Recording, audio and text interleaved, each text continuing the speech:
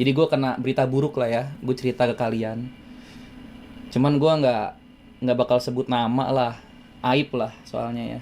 Jadi kemarin gue sebenarnya mau streaming tuh dari 2 hari yang lalu tuh guys. Gue mau streaming, gue buka Saweria gue, ternyata Saweria gue dihack gitu guys. Jadi saldonya dikuras habis. Jadi saldo Saweria gue itu ada 18 juta.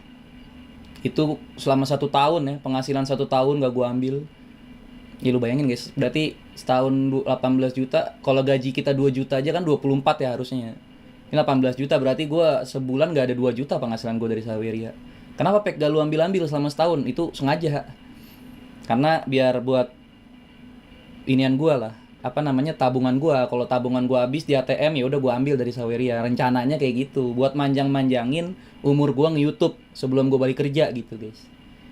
Nah kemarin pas gue mau streaming 2 hari yang lalu, jam 8 malam, ya jam-jam segini lah, gue ngeliat saldo gue disedot anjing, tanggal 30 Maret guys. Jadi disedot, ya kan, habis sisa 90.000, dari 18 juta sisa 90.000. Awalnya disedot langsung 18 juta, gagal. Habis itu langsung disedot 2 juta, 2 juta, 2 juta, 2 juta, 2 juta, pokoknya habis kan langsung kan. Terus gue cek dong, cairkan kan, withdrawnya kemana gitu. Ternyata diganti sama dia, sama hacker ini, diganti ke ShopeePay, nomor ShopeePay 0851, nomor Telkomsel kan. Terus gue cari lah nih nomor di ini nih, di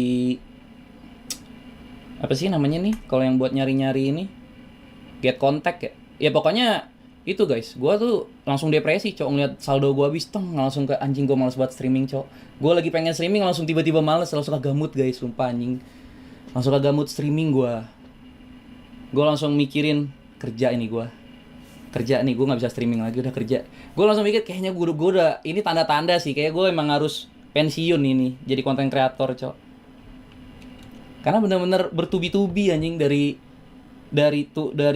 turunnya karir, terus tiba-tiba duit gue dihack gitu. Kayak gue langsung mikir, apa nih tanda-tanda dari Tuhan ya, gue harus nyari karir baru gitu kan.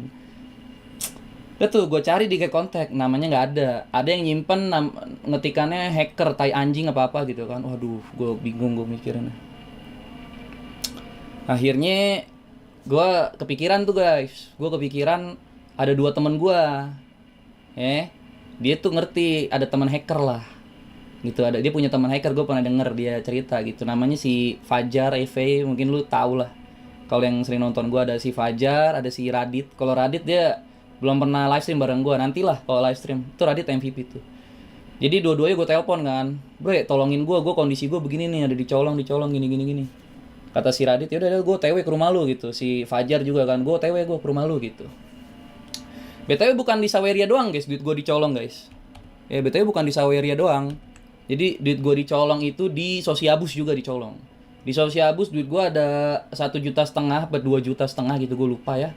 Selama setahun juga nggak pernah gue ambil, nggak pernah gue withdraw. Tapi di withdraw sama si hacker tai kucing itu guys. Jadi total kerugian gue 20 sampai 21 lah. Gitu. Jadi si Radit nyampe sini kan tuh sama si Fajar ya.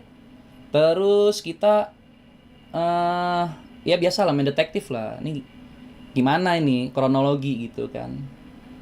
Ya intinya singkatnya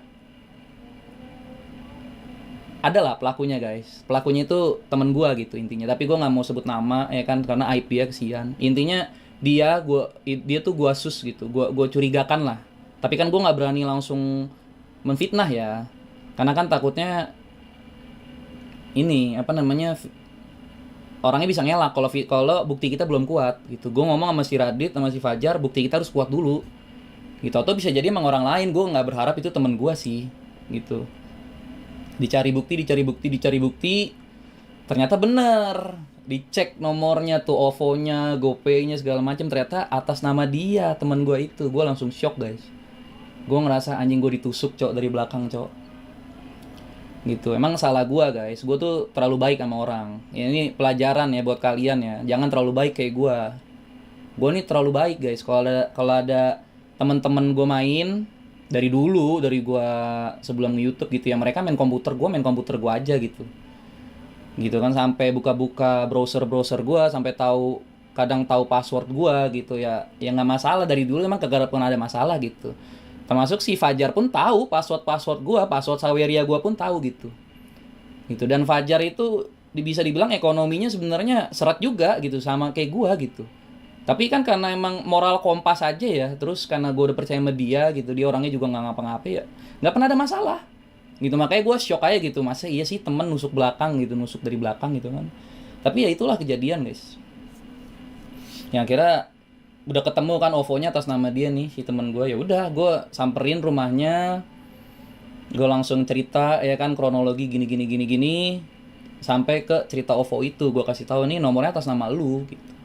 Barulah di situ dia ngaku, di situ udah ketangkep basah kan, dia minta maaf apa segala macam gitu. Terus dia cerita kalau lagi keseret utang gitu-gitu kan, punya utang banyak 26 juta gitu-gitu. Makanya ya itulah, jadi ngomongnya sih kan ada kesempatan, jadi padahal nggak niat gitu ya. Akhirnya ya begitu. Awalnya dia janjiin pengen balikin 1 juta per bulan. Nah si Radit udah kesel ya. Radit tuh tegas banget guys. Gue jujur pas ketahuan kayak gitu, kalau itu ketahuan orang lain, itu gue pengen gue pukulin sumpah. Kalau bukan temen gue ya, ketemu aja nih orang lain gue pengen pukulin guys. Cuman pas tahu temen gue, nggak tega gue, anjing, gue nggak bisa cok mukulin temen gue sendiri. Terus gue juga lembek pas ketemu dia gitu. Si Radit tuh sampai kecewa lah sama gue, sempat kecewa maksudnya gitu. Jangan maksudnya si Radit jangan sampai gue kemakan ininya dia gitu, belas kasihan dia. Gue jangan sampai punya belas kasihan gitu, karena dia aja tega sama gue, kenapa gue harus nggak tega sama dia gitu kan. Ya udah, intinya kayak gitu ya kan, bikin alasan ngobrol-ngobrol bikin alasan. Terus si Radit narik gue ke depan ya kan, ke depan gerbang rumahnya dia lah. Si Radit ngomelin gue, lu jangan kemakan lah omongan dia gini-gini, udah lu ambil barang yang bisa lu ambil di rumahnya dia, entah itu motor, BPKB, komputer, apapun lah. Itu pun Pak kalau gue hitung-hitung lu paling cuma dapat 5 juta kalau lu ngambil barang-barang dari rumahnya dia gitu kan. Cuma dapat dikit lah gitu, nggak banyak, nggak bakal baik modal juga gitu. Lu jangan, nggak usah iniin dia lah, nggak usah peduli lah, dia aja nggak peduli sama lu gitu kan. Maksudnya lu jangan ngecewain gue udah bantuin lu, gue udah MVP kan. Si Radit tuh yang nemuin pelakunya guys, teman gue si Radit itu, ntar gue bawa lah orangnya lah kalau sempet lu. Dia yang nemuin pelakunya tuh. Ya udah, akhirnya balik lagi ya kan. Terus langsung ditembak sama si Radit. Gue nanya sama Radit, gimana Dit saran lu gitu pas gue rapat sama teman gue. Ya udah, kalau gue mah Pek, sebulan aja tuh udah lama banget, sebulan buat gantiin duit gue kalau gue jadi lu gitu. Kalau gue sih pengennya cepatnya, kalau bisa hari ini gitu, nggak mau tahu gue, kata si Radit. Iya juga ya sih, iya juga sih gitu. Kata si Radit, lu nggak usah peduli gimana cara dia nyari duit Pek. Nah yang bikin gue kena sama si Radit ya, jadi kan awal gue kan mikir gini ya guys ya, dia kan teman gue ya. Gue mikir gini, lu gimana bayarnya, lu kerjanya gimana, terus lu buat makannya gimana gitu, kalau lu buat bayar utang gue gitu. Itulah bodohnya gue terlalu lembek anjing. Gue terlalu baik sama orang, gue terlalu lembek, dan itu emang harus dirubah dari sekarang, jadiin pelajaran buat gue dan lu pada. Jangan baik sama orang tapi jadi lo orang bener guys. Itu abang gue juga nasihatin, ntar gue lanjutin lah. Kata Radit gini, ya udah Pek, lu ngapain mikirin dia nyari duitnya gimana, dia ininya gimana, dia aja nggak mikirin lu. Terus analoginya kayak gini, dia kan kriminal kan, dia kan mencuri duit lu nih. Ya udah, anggap aja nih orang kayak pakai sabu atau pakai ganja, orang yang ketangkep narkoba Pek, sama keluarganya dibela-belain, hari itu juga 30 juta ada gitu. Terus lu ngapain pusing mikirin nih orang nyari duitnya gimana? Kalau gue sih ngapain pusing, gue nggak mau tahu pokoknya orang dia ngambil hak gue anjing gitu kan. Iya, dari situ tuh gue langsung terbuka mata gue, iya anjing ya, bener juga, sama-sama kriminal, kasih pelajaran. Gue nggak mau temen gue bakal kayak gitu terus lah. Gue juga pengen temen gue berubah lah gitu kan. Ya udah, ditanya sama Radit, lu bisa nggak sebulan balikin duit dia langsung full 20 juta? Kata temen gue, nggak bisa gitu, jujur kalau sebulan nggak bisa gitu. Terus kata Radit, ya udah Pek, langsung aja kumpulin keluarga lu kesini, rapatin sama keluarganya dia, cari solusi. Wah anjing, logis bacot si Radit. Emang tuh keren sih, tegas. Emang dia orang Batak guys, top emang. Salut gue sama Radit, kayak gitu-gitu tegas-tegasnya, detektifnya gila sih dia.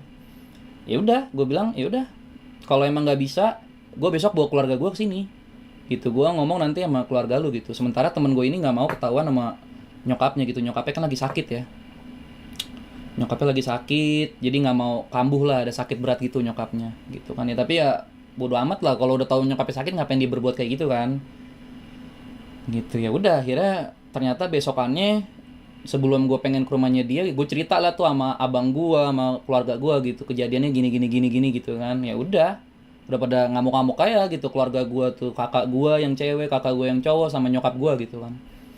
Abang gue sampai izin kerja tuh besokannya tuh, sore-sore gue telepon, tolongin dong, ini lagi ada masalah nih gitu. Dia izin kerja kan tuh dari restorannya dia tuh.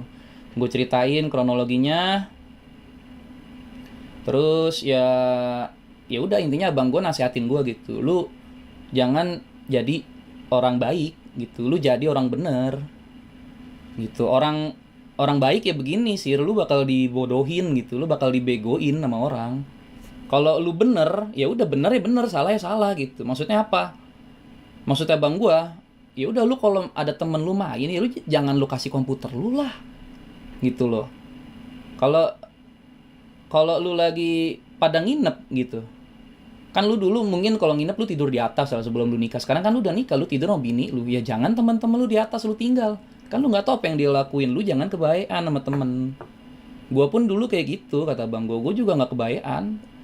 Sekarang kalau temen lu minjem motor nih sama lu kasih nggak, kata bang gua bilang ya kasih lah. Nah lu bego, kalau dijual sama dia lu mau apa? Iya juga sih, masuk akal juga. Dia mau tanggung jawab, dia mau ini. Kalau gue sih enggak gitu. Kalau ada teman gue minjem motor, gue bilang nggak ada. Lu minjem keluarga lu sendiri. Emang lu gak punya keluarga? Kenapa harus gue yang minjemin? Jadi prinsip abang gue, jadilah orang bener gitu. Jangan jadi orang baik. Kalau bener, ya bisa baik gitu. Walaupun dicap orang jahat lah, tapi kan bener gitu. Demi kebaikan kita gitu loh guys. Nah kalau orang baik bisa dibegoin sama orang. Itulah yang gue alamin dari dulu. Akhirnya ternyata itu orang datang pas maghrib. Nih kan teman gue datang pas maghrib, langsung kayak ngasih duit lah 10 juta gitu kan. Gue bisa ngasih 10, sisanya 5 juta dengan motor. Oh ya gue lupa guys, jadi pas malamnya itu pas gue lagi konfrontasi, jadi gue ambil tuh BPKB-nya dia, BPKB mobil, ya kan. Terus motor dia rusak BTW ya. Gue stut dari rumahnya dia ke rumah gue buat jaminan gue gitu. Selama dia belum balikin duit gue, ya gue ambil itu jaminan gitu kan, sebagai jaminan. Tadinya gue pengen ambil komputernya dia juga sama HP-nya dia juga, cuma gue kagak tega karena dia lagi kerja kan. Inilah, jangan kayak gue terlalu baik ya guys ya, jangan kayak gue. Ya udah, pokoknya perjanjiannya seperti itu, 10 juta, sisanya 5 juta dalam 2 bulan ke depan. Ya kalau nggak kebayar ya motornya gue jual gitu, atau enggak motornya gue pakai, terserah gue lah nanti lah gimana gitu. Jadi ceritanya sampai seperti itu guys. Gue pakai Saweria baru adik-adik ya. Kalau lu lihat di link Saweria, gue pakai Saweria baru, Sociabus gue yang baru. Karena apa? Kalau gue pakai Saweria yang lama itu masih linknya itu masih ke nomor Shopee Pay-nya dia dan nggak bisa diganti selama 90 hari. Ngapain gue ngumpulin duit di akun Saweria gue yang lama, sementara akun withdraw-nya tuh akun withdraw Shopee Pay-nya dia gitu kan. Jadi gue bikin Saweria baru, mau nggak mau. Ya intinya kelemahan dia itu kalau orang tuanya tahu lah, maknya tahu, keluarganya tahu, bikin malu keluarga, itu pasti kelemahannya dia. Gampang banget kalau gue mau ngancurin hidupnya dia, ngancurin citranya dia itu gampang banget sebenarnya. Mau ngancurin hidupnya dia itu gampang banget. Orang yang udah begitu kan udah nggak bisa dipercaya kemana-mana. Apalagi kalau misalnya kalau gue laporan polisi itu udah gampang banget guys. Misal pasang badan ya, keluarganya pasang badan, dia pasang badan gitu, maksudnya nggak ada duit buat balikin, ya udah tinggal tenteng aja ke polisi, ya kan, sambil bikin surat laporan, ditangkap hari itu juga, karena memang dia orangnya udah ngaku kan, bukti gue udah kuat, orangnya udah ngaku, ya udah ditangkap kriminal dan punya catatan kriminal kan, lu mau diterima kerja dimanapun kan susah jadinya.